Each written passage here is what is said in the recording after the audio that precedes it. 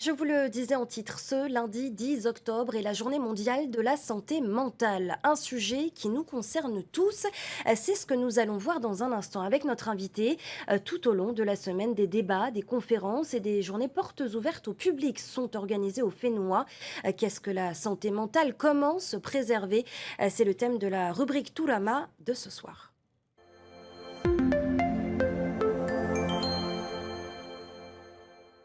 Et c'est vous qui allez nous éclairer, Nathalie Colin-Fagotin. Bonsoir. Bonsoir.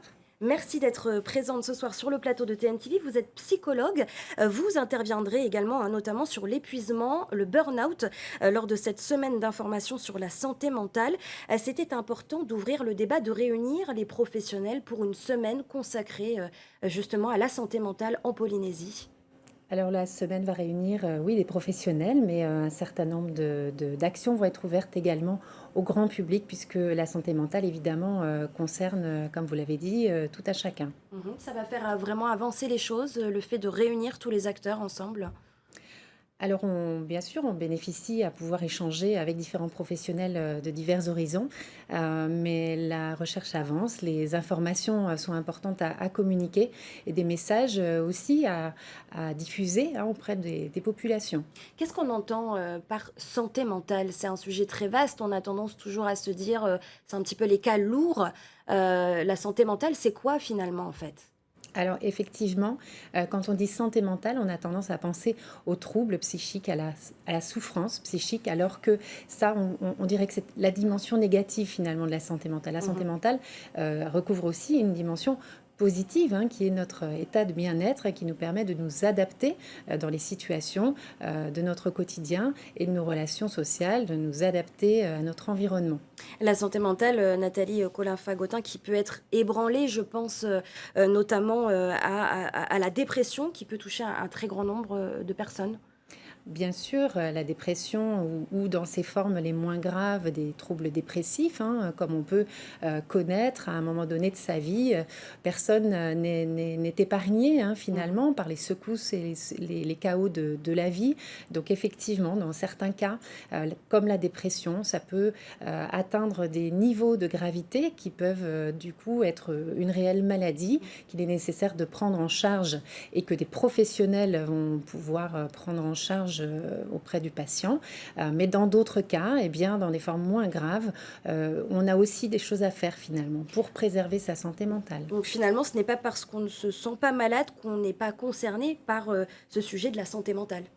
Tout à fait, il y a des chiffres nationaux qui montrent que finalement, beaucoup de personnes dans une population sont concernées à un moment de leur vie par la santé mentale, par des troubles divers. Donc on a tous à se poser la question, même si ce n'est pas forcément au titre des troubles qu'on pourrait éventuellement rencontrer, Mhm. mais en termes de comment préserver une santé mentale qui est comme un équilibre finalement. Alors comment la préserver finalement? C'est quoi? C'est prendre soin de soi évidemment, mais veiller à son humeur, à son mode de vie. Alors, il y a un repère qui est important, qui a été donné il y a quelques années par l'Organisation mondiale de la santé et qui s'appelle les compétences psychosociales, qui recoupe un certain nombre de compétences que l'on connaît bien aujourd'hui et que l'on peut classer en trois domaines différents. Mhm. Les compétences cognitives, comme par exemple la capacité à résoudre un problème, comme on le rencontre dans notre quotidien. Les capacités émotionnelles, comme la compétence à pouvoir exprimer ses émotions. Et puis les compétences sociales qui nous amènent, par exemple, à gérer un conflit Mhm. interrelationnel.